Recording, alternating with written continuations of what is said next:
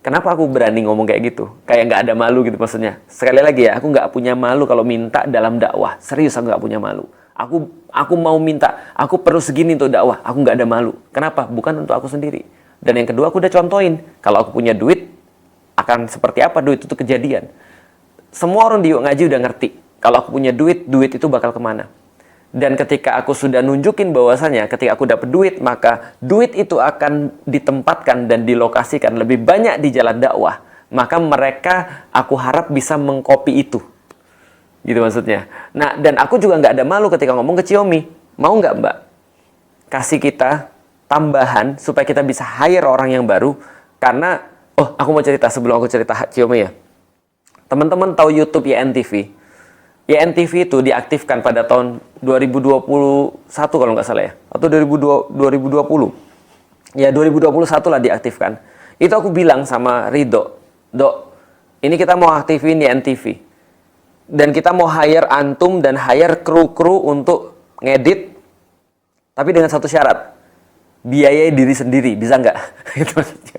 Maksudnya gimana? Gini, kalian mau gaji berapa? Oke, gajinya segini. Terkumpul lah waktu itu 30 juta. Oke, kita punya keperluan 30 juta untuk meng-hire orang ya. Aku bilang, hire orang-orangnya. Tapi, kalian biayai diri sendiri. Gimana caranya? Aku minta agar AdSense-nya minimal 30 juta per bulan. Jadi, lu kerja supaya AdSense-nya minimal 30 juta sebulan dan kalian digaji dari situ. Alhamdulillah jadi. Cuman kan ya namanya YouTube tahu sendiri. Kan nggak mungkin selalu tinggi terus. Lah, kita nggak bisa nambah orang kalau gitu. Karena yang kita dapat, ya belum tentu bisa banyak terus kan gitu kan ya. Nah, itu yang aku bilang sama Xiaomi. Mau nggak Xiaomi untuk bantu kita untuk ngasih kita uang per bulan untuk nge-hire orang? Aku pikir sih nggak mau. Ternyata mau. Gitu kan. Dan itu memang aku harapkan.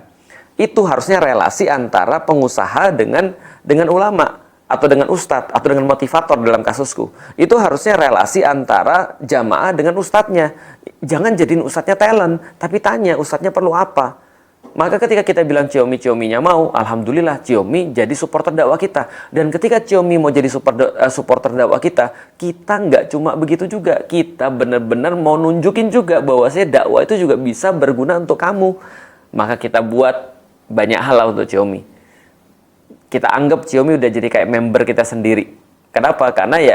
Karena dia sudah ngerti visi dakwahnya seperti apa. Dan aku akan cerita lagi kenapa teman-teman di Xiaomi ini begitu khusus, begitu spesial bagi Yuk Ngaji. Bagi aku juga secara pribadi. Ya karena komitmen mereka ya bukan hanya berjualan barang-barang yang bagus.